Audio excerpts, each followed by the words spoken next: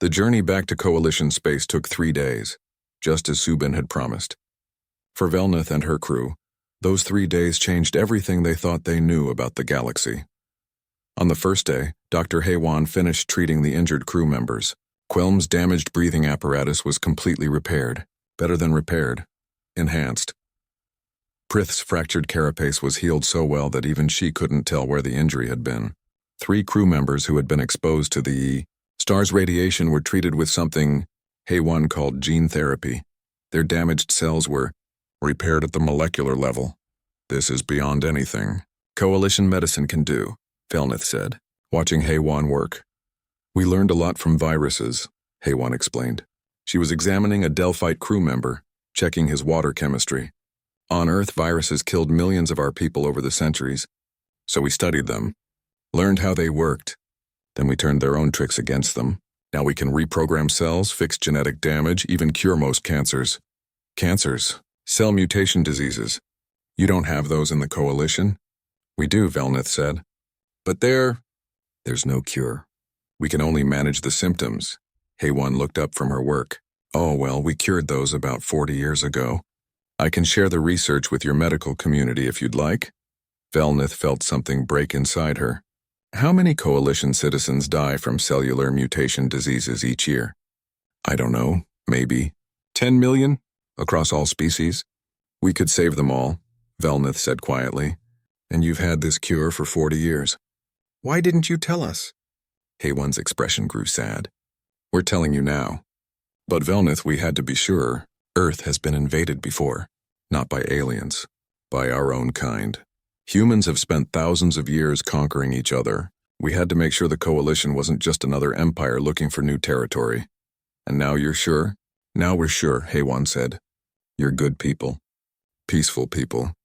People worth protecting. On the second day, Velnith was invited to dinner with Subin and the senior officers. The meal was an experience. Human food was intense. So much flavor, so much spice. Velnith could only eat small amounts, and even that made her feel like her mouth was burning.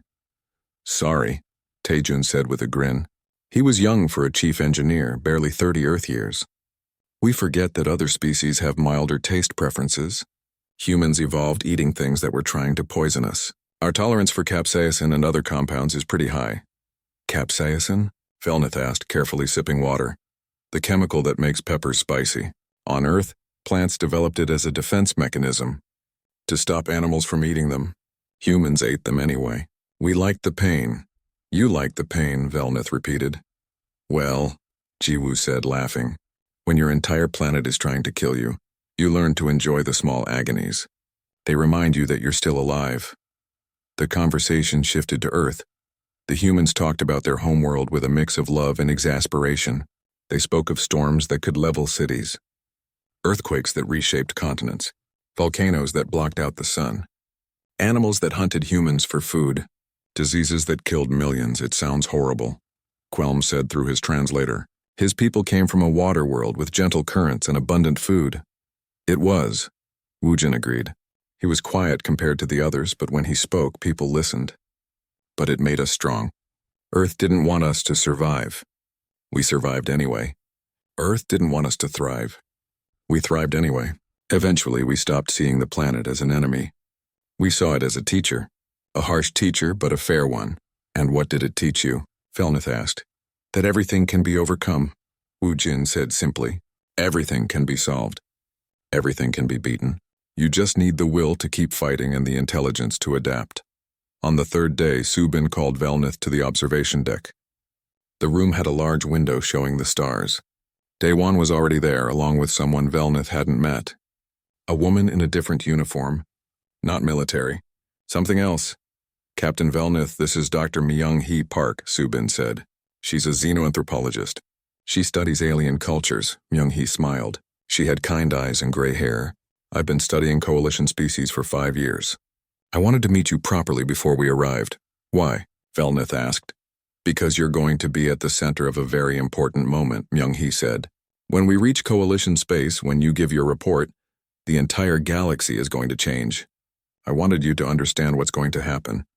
Myung-hee pulled up a display showing the galaxy. The Coalition territory was marked in blue. It was large, spanning thousands of systems, but around the edges red markers showed devourer incursions. The coalition is dying, Myung-hee said bluntly. Slowly. The devourers take a system every few months. You retreat. You consolidate. You lose more territory. In 100 years, maybe 200, the coalition will be gone. We know, Velnith said quietly. We just don't know how to stop it. That's because your entire civilization is built on a foundation of peace, Myung-hee explained. Every coalition species evolved on a stable world. Good weather, abundant resources. Few predators. You developed intelligence for cooperation, not competition. For building, not destroying. You're good at science, art, philosophy, culture. You're terrible at war. And humans are good at war, Velnith said. We're excellent at war, Myung-hee corrected.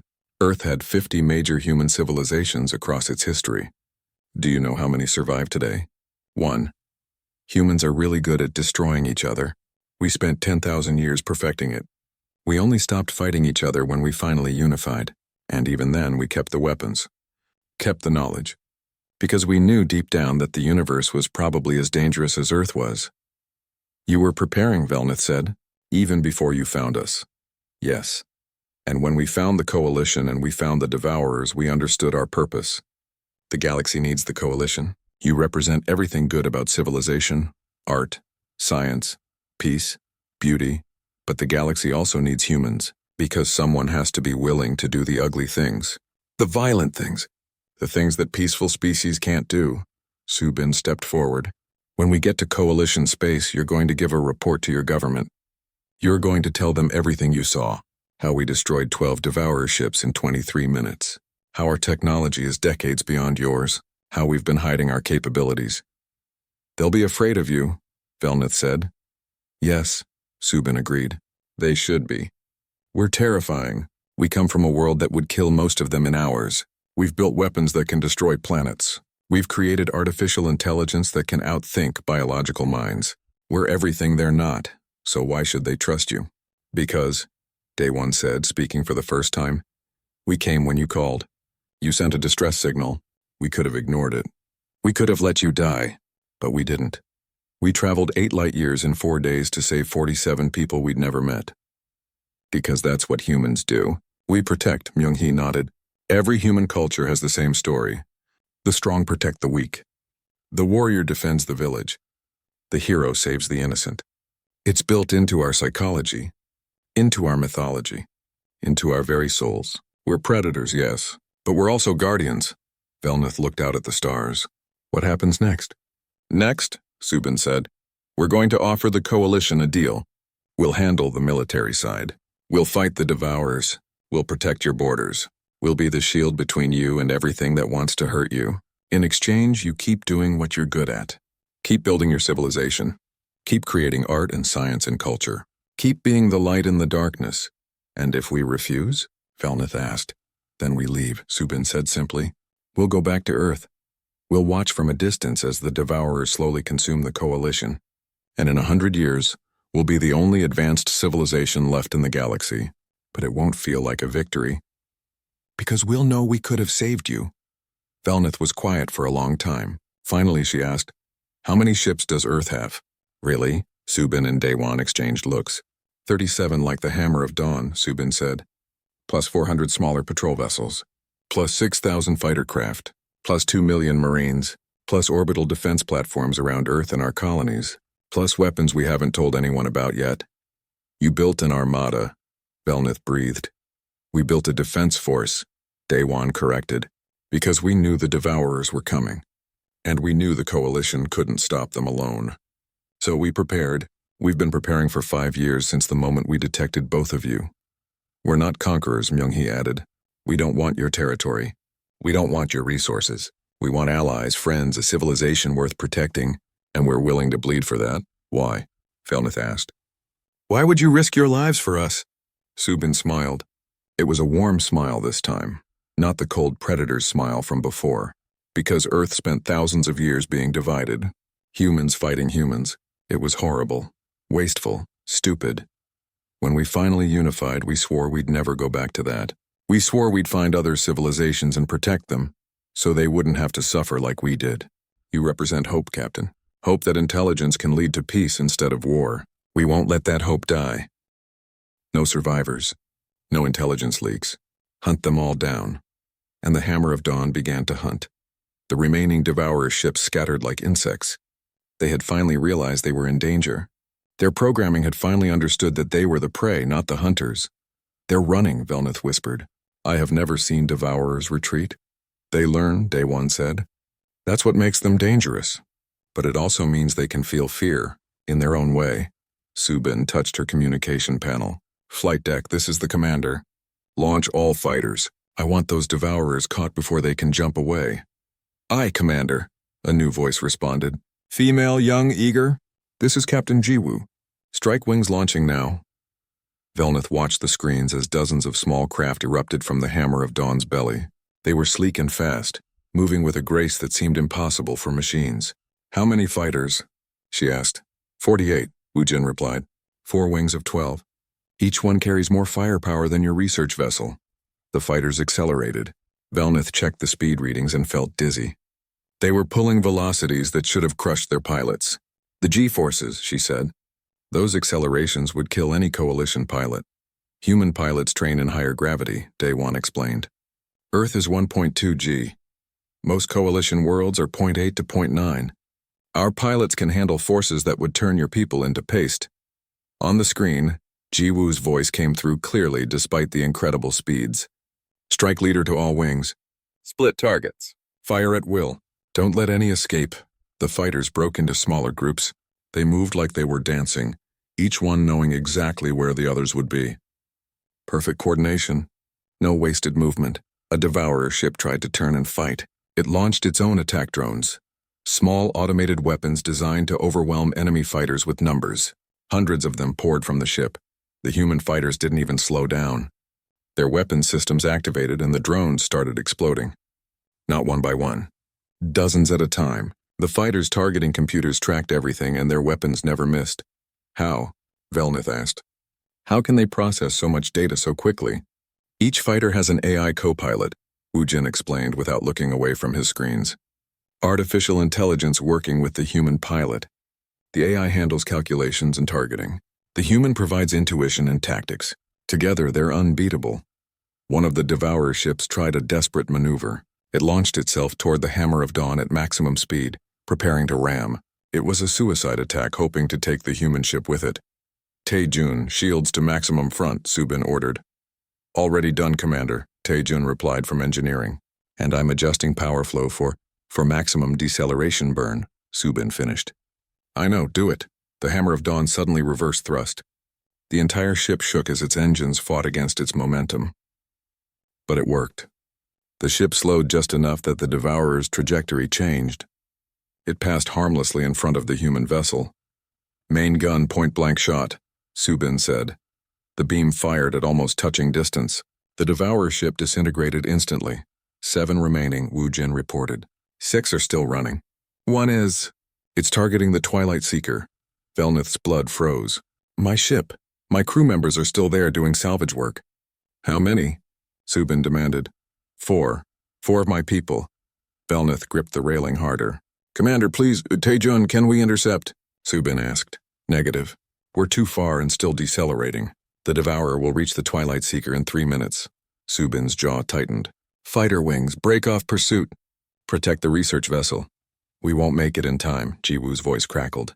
But there's a Marine shuttle closer. Master Sergeant Jinho, do you copy? A new voice joined the channel. Deep. Calm. Absolutely confident. Strike leader, this is Jinho, I copy. My team is 2 minutes from the Twilight Seeker. Permission to engage? Granted, Subin said. You have full weapons authorization. Understood, Commander. My team will handle it. Velnith watched the tactical display. A small shuttle, much smaller than the fighters, was accelerating toward her damaged ship. A shuttle? Against a Devourer warship? Not just a shuttle, Day One said. A Marine assault transport. With 12 of Earth's finest warriors aboard. The Devourer reached the Twilight Seeker first. It latched onto the hull with mechanical claws and began cutting through. Velnith could see it on the internal cameras. The 4 crew members inside were running, trying to reach the boarding tube that led back to the Hammer of Dawn.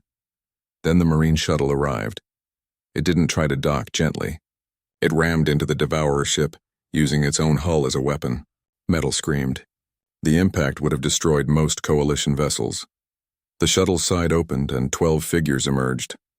They wore armor that looked like it was made from the same material as the Hammer of Dawn's hull. Powered armor. Each suit stood taller than a human and made the already tall humans look like giants. Those suits, Velnith breathed. What are they? Marine combat armor, Daewon said. Enhanced strength, personal shields, integrated weapons, full life support. Each suit cost more than most Coalition ships. The Marines landed on the Twilight Seeker's hull.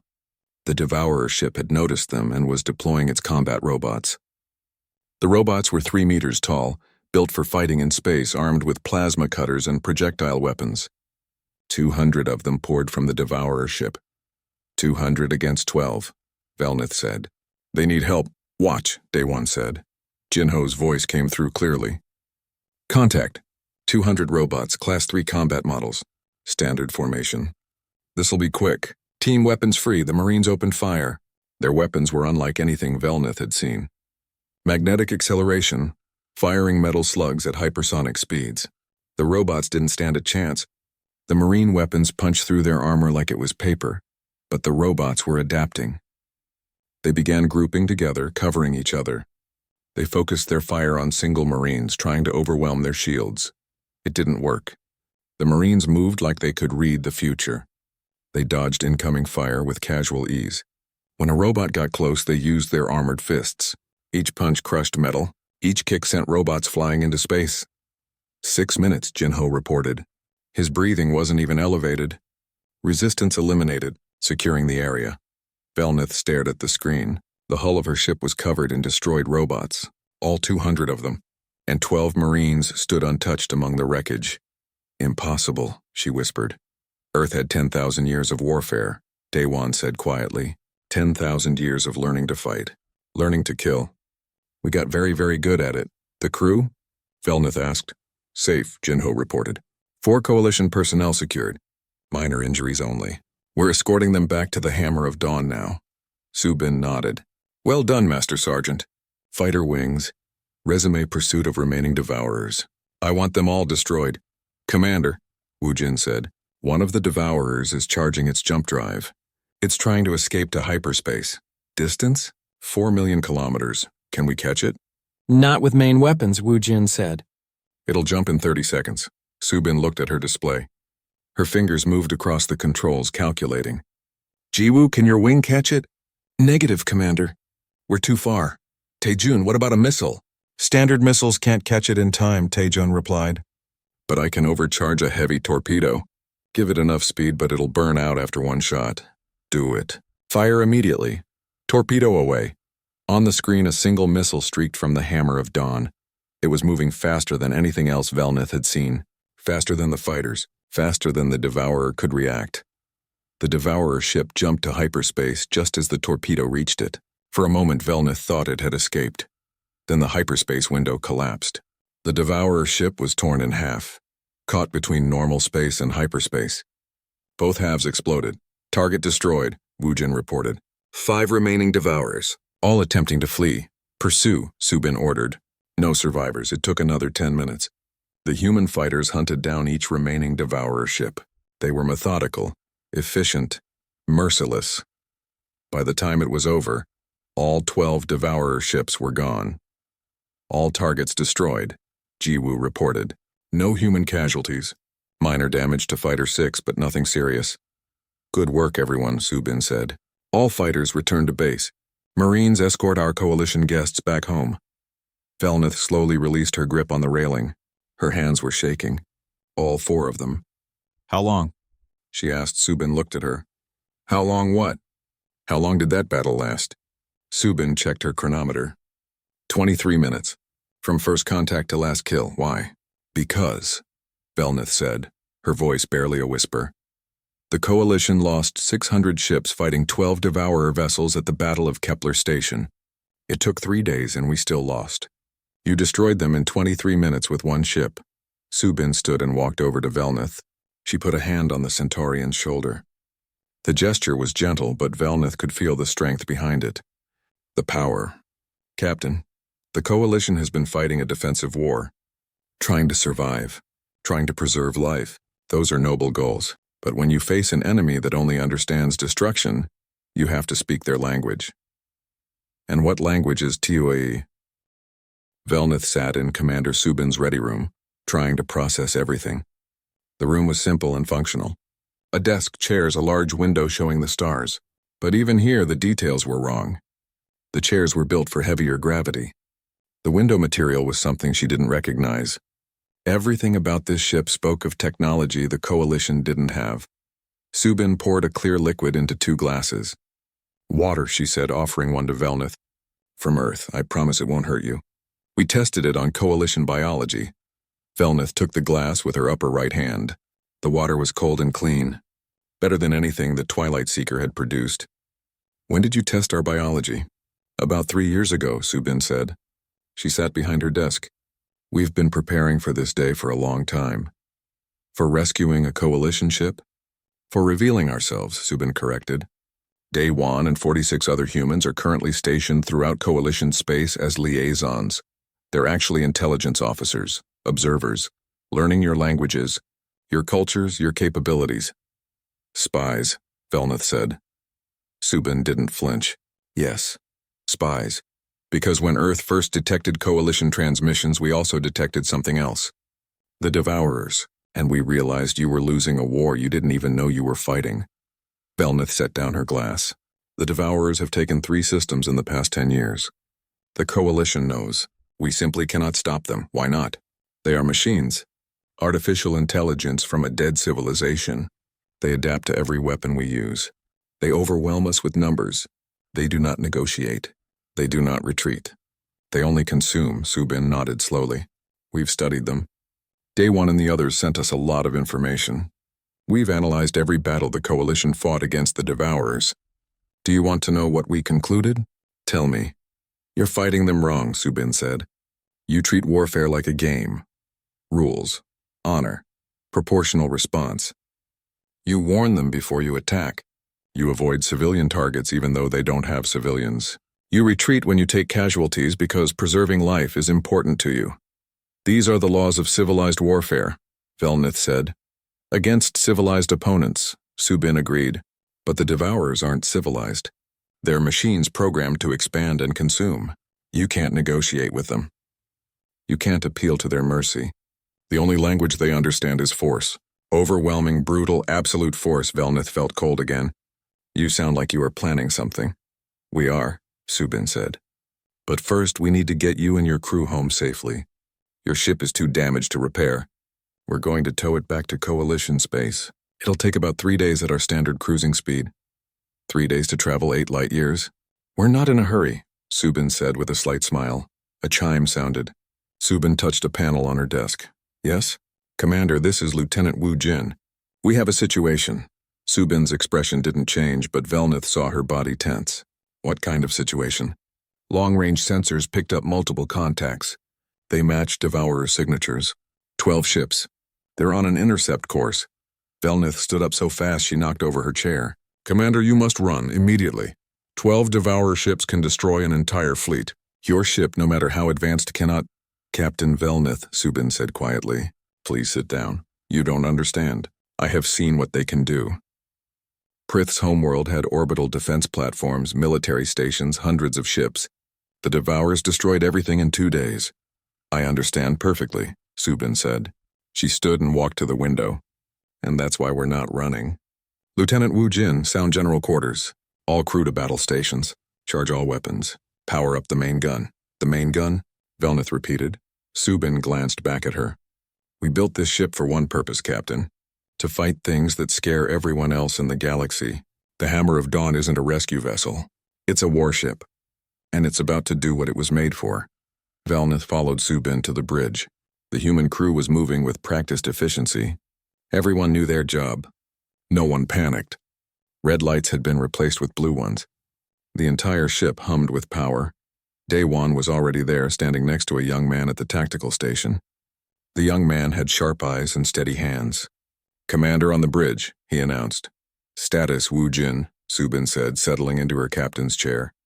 12 Devourer ships confirmed. Scout class configurations. They've detected us and are accelerating. Time to weapons range 14 minutes. Do they know what we are? Unlikely, Commander. They're broadcasting standard Coalition challenge protocols. They think we're a Coalition vessel. Subin smiled. It was not a friendly expression. Then let's educate them. Yuna, open a channel. A young woman at the communications station nodded. She had quick fingers and bright eyes. Channel open, Commander. This is Commander Subin Park of the Earth Defense Force vessel Hammer of Dawn. Unknown vessels, you are approaching a Coalition ship under our protection. Alter your course immediately or you will be destroyed. Silence answered. The Devourers never responded. They never had. They're not changing course, Wujin reported. They're powering weapons. Of course they are, Subin said. They've never met anyone who fought back effectively. Let's fix that. Wujin, plot firing solutions on all targets. Taejun, how are the engines? All systems green. Taejun's voice came through the speakers. He was down in engineering. Power output at maximum. We're ready to dance, Commander. Velnith gripped the railing near the captain's chair. Commander, you must listen. 12 Devourer ships. Each one masses more than your vessel. Their weapons can tear through Coalition shields. They adapt to every attack. Running is not cowardice. It is survival. Subin looked at her. Captain, I understand you're afraid. You've only seen Coalition forces fight the Devourers. You haven't seen what we can do. No one can defeat 12 Devourer ships. We can. Day One said quietly. Watch. The Devourers appeared on the main screen. They were ugly things, all angles and weapons. No windows, no lights. Just machines built for killing. They moved in a perfect formation coordinated by their shared intelligence. 10 minutes to range, Wujin said. They're charging weapons. Let them, Subin said. All batteries stand ready. Main gun target the lead vessel. Wait for my command. Velnith watched the countdown. 9 minutes, 8-7, this was insane. The humans were going to die and they would die with them. She thought about her crew, safely in the medical bay and the passenger sections. At least they had been healed before the end came. 5 minutes, Wujin said. They're spreading out. Classic Devourer attack pattern. They do that to surround their targets, Velnith said. They'll hit you from all sides at once. Good, Subin said. That makes them easier targets.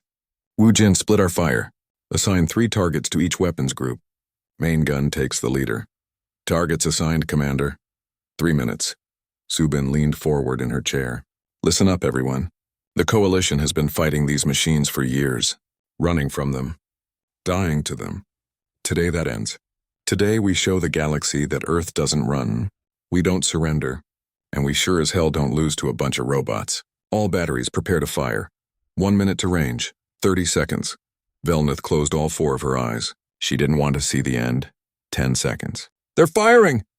Point defense engage, Subin said calmly. Velnith opened one eye. On the screen, the Devourer weapons fire lit up space. Missiles, energy beams. Projectiles that moved at incredible speeds. Hundreds of weapons all aimed at the Hammer of Dawn. And then the human ship's point defense activated. Thousands of small guns, too fast to see individually, began firing.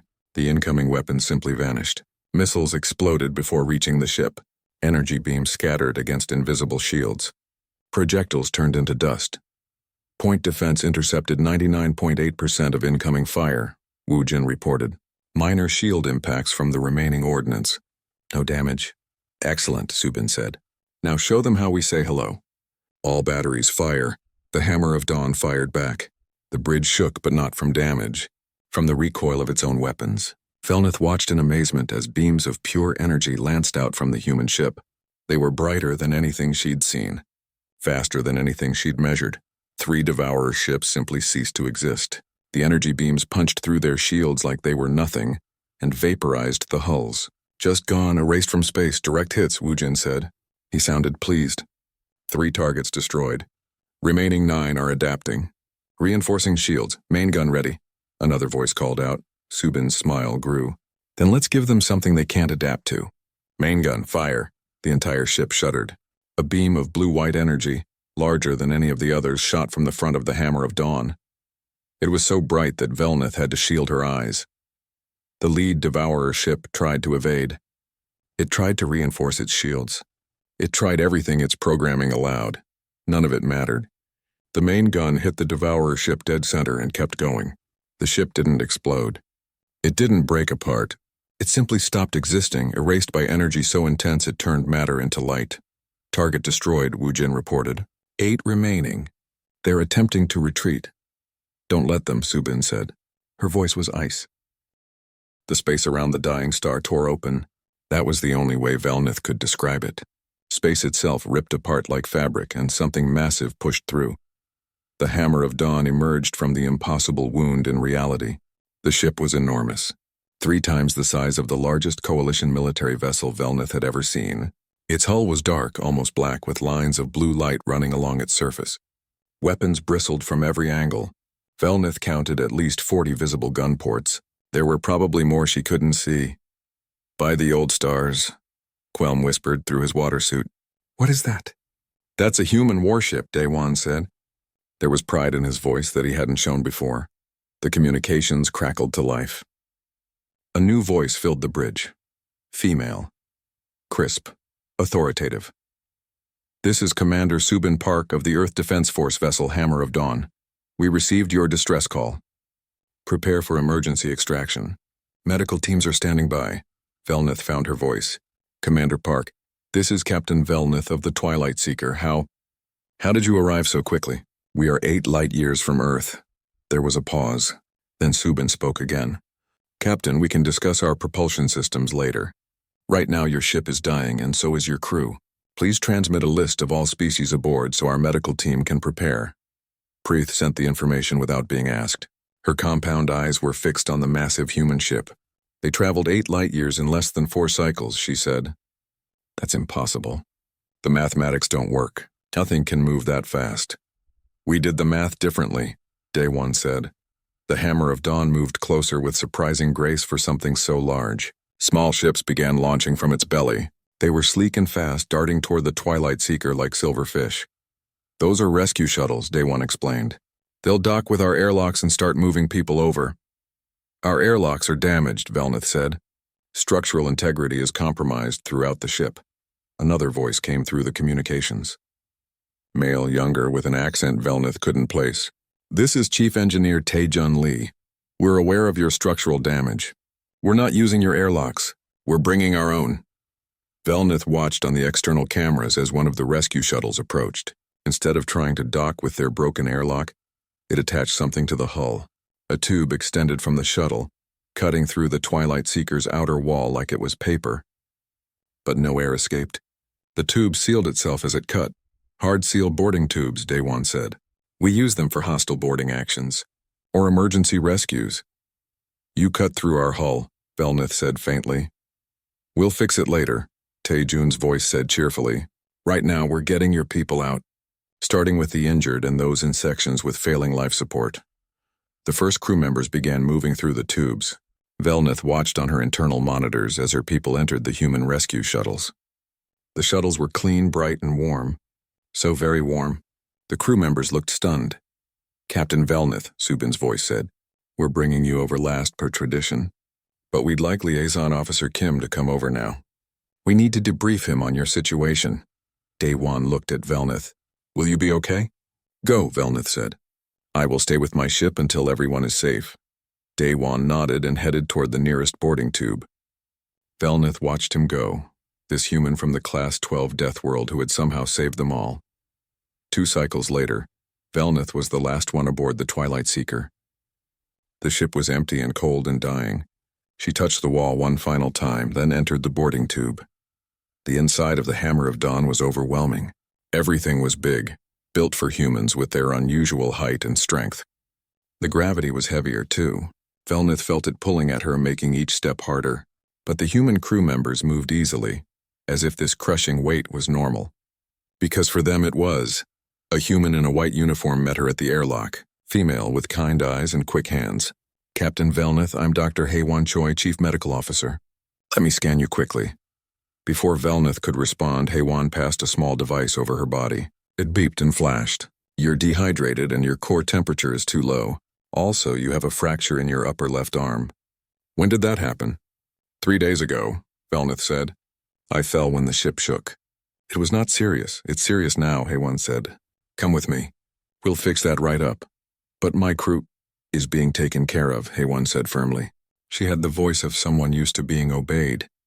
You can't help them if you collapse, come. The medical bay was like nothing Velnith had seen. It was full of machines that hummed and glowed. Her crew members were lying on beds that seemed to float in the air. Human medical staff moved among them with confident efficiency. Velnith saw Quelm in one of the beds. A human medic was working on his suit, which had been damaged in the crisis. The Delphite needed water to breathe, but the human was repairing his suit like he'd done it 100 times before. How do you know our biology? Velnith asked. HFY smiled. We've been studying. Sit here, please. She guided Velnith to a bed. The floating sensation was strange but not unpleasant. HFY ran another scanner over the fractured arm. Hairline fracture in the upper segment. Easy fix. This will take about 20 minutes. She placed a device over Velnith's arm. It felt warm. Then it began to hum. Velnith watched in amazement as the pain faded. On the scanner display, she could see her bone knitting back together. How? She asked. Nano-repair technology, HFY said. The device sends millions of tiny machines into your bone. They guide your own cells to heal faster. We use it for fractures, torn tissue, even some organ damage. The Coalition doesn't have this technology, Velnith said. No, HFY agreed. You don't. But Earth only joined the Coalition 6 months ago. You were supposed to be a new species. Primitive. HFY's smile didn't reach her eyes. Were we? Before Velnith could respond, the door opened. Daewon walked in, followed by a woman in a dark blue uniform. She had short hair and eyes that missed nothing. Commander Subin Park. Captain Velnith, Subin said. I'm glad to see you're being taken care of. When you're finished here, I'd like you to come to my ready room. We need to talk. About what? Velnith asked, though she was beginning to understand. About what happens next, Subin said, and about a few things humanity hasn't mentioned to the Coalition yet. Velnith felt a chill that had nothing to do with her lowered temperature. Such as? Subin looked at Daewon. He nodded. She turned back to Velnith. Such as the fact that Earth has had faster-than-light travel for 12 years. Such as the fact that we've been mapping the galaxy while you thought we were still working on basic spaceflight. Such as the fact that the Hammer of Dawn is one of 16 identical vessels, and they're all currently deployed throughout Coalition space. The medical bay seemed very quiet suddenly. You lied to us, Velnith said. We omitted information, Subin corrected. There's a difference. We never said we didn't have these technologies. You assumed we didn't, we let you assume. Why? Velnith asked. Because we wanted to watch and learn, Daewon said. We wanted to see what kind of civilization you had before we showed our hand. Earth has only been in space for a short time compared to the Coalition. We needed to know if you were friends or threats. And what did you decide? Velnith asked. Subin's expression softened slightly. That you're good people who need help. That's why we're here. Velnith looked around the medical bay, at her crew being healed by technology beyond their understanding, at the massive ship that had traveled impossible distances to save them, at the humans who had hidden so much while watching everything. What else haven't you told us? She asked quietly. Subin and Daewon exchanged another look. A lot, Subin said. But we should probably start with why we felt the need to build 16 warships in the first place. Do you know what a devourer is? Velnith's body went rigid. Yes, she whispered. They destroyed Prith's homeworld. They cannot be stopped. They cannot be killed. They are the reason we stay in the core territories and avoid the outer regions. They can be killed, Subin said flatly. Everything can be killed. And we're going to prove it. The red light filled every corner of the bridge. Daewon Kim gripped the edge of his chair as another alarm screamed through the dying ship. Around him, the alien crew worked frantically at their stations. Their 4 arms moved across controls that flickered and sparked. Captain Velnith, the Centaurian who led the research vessel, made a sound like breaking glass. Daewon had learned this meant she was afraid. He couldn't blame her. The Twilight Seeker was falling apart. How long? Daewon asked, keeping his voice steady. Velnith's crystalline face turned toward him. Her species didn't have eyes like humans, but he could feel her looking at him. 12 cycles, she said. Maybe less. The radiation from the star damaged our core systems. Life support is failing, 12 cycles. In Earth time, that was about 9 days. Daewon did the math in his head. It wasn't good. What about rescue? He asked. The navigation officer, Quelm, floated in his water-filled suit near the main display. The Delphite's voice bubbled through his translator. The nearest coalition ship is 47 cycles away. We will be dead long before they arrive. Daewon stood up. He was taller than everyone on the bridge. That was normal. Humans were bigger than most species in the Galactic Coalition. Then we need to contact someone closer. There is no one closer, Velnith said. Her voice sounded like wind chimes in a storm. We are in the outer reaches. This is why we chose this location for our research. Earth is 8 light years from here, Daewon said quietly. The bridge went silent. Even the alarm seemed to fade for a moment. Velnith made that breaking glass sound again.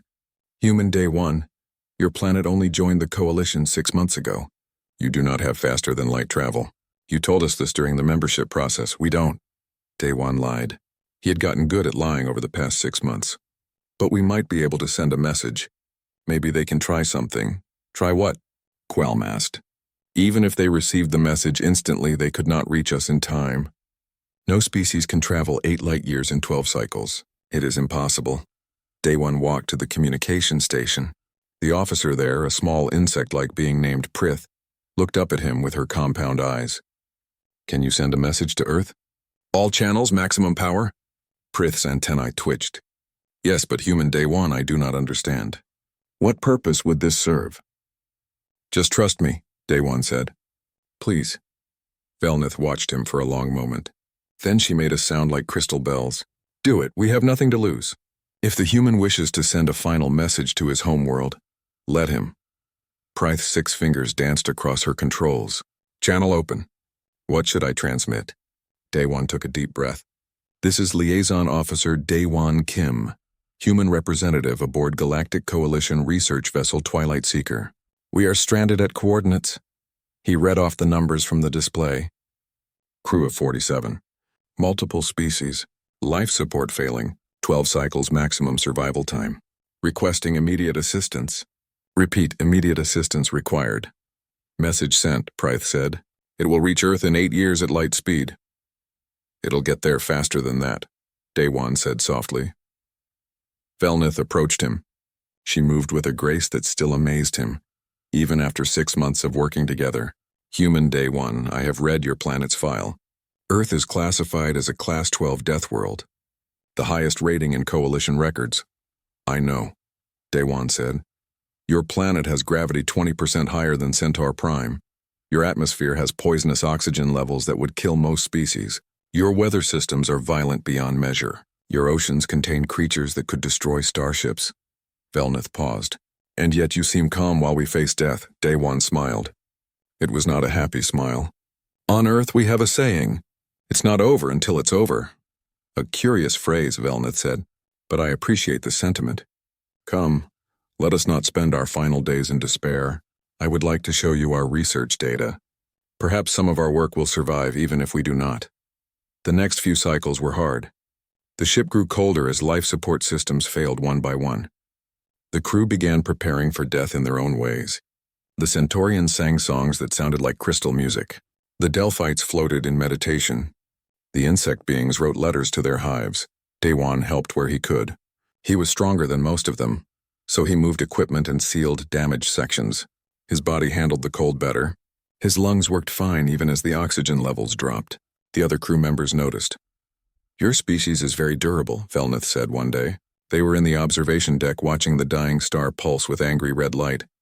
We had to be, Daewon said. Earth didn't make it easy for us. Tell me about your homeworld, Velnith said. I find myself curious about Deathworlders. We Centaurians evolved on a peaceful planet. Gentle weather. Abundant food. No predators. We are not built for hardship. Daewon thought about Earth. About hurricanes and earthquakes. About the animals that hunted humans for thousands of years. About the diseases and the wars and the struggle just to survive another day. We're built for it, he said. We didn't have a choice. On the 9th cycle, Prith came running to find Daewon. Her species didn't run often. It took a lot to make them move that fast. Human Daewon, she chittered. The sensors. Something is coming. Daewon felt his heart speed up. He followed Prith to the bridge at a dead run. The crew was gathered around the main display staring at something that made no sense. That's impossible, Quelm bubbled. The readings must be wrong. The sensors are damaged. What is it? Dewan asked, though he thought he knew. Velnith's hands trembled. All 4 of them. A massive energy signature, moving faster than anything in Coalition records. It's heading directly toward us. Distance? Dewan asked. It will arrive in less than 1 cycle, Velnith said. Her voice had gone very quiet. Human Dewan, what have you done? Dewan looked at the screen, at the massive energy signature that violated every law of physics the Coalition knew. I called for help, he said simply. But the message, Quelm said. It could not have reached Earth yet. Light speed? Takes too long, Dewan finished. Yes, we know. The bridge fell silent again. This time it was a different kind of silence. Not the silence of despair. The silence of wonder, and maybe, just a little bit of fear.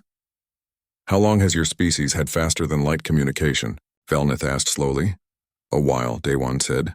He smiled that not-quite-happy smile again. We kept some things quiet during the membership talks. We wanted to see what you were all about first. And faster-than-light travel? Velnith asked. Dewan looked at the energy signature growing larger on the screen. You're about to find out, he said. The alarm started up again. But this time they weren't warning of system failures. They were announcing something new. Something the Coalition sensors had never seen before. A ship was coming, and it was coming impossibly fast.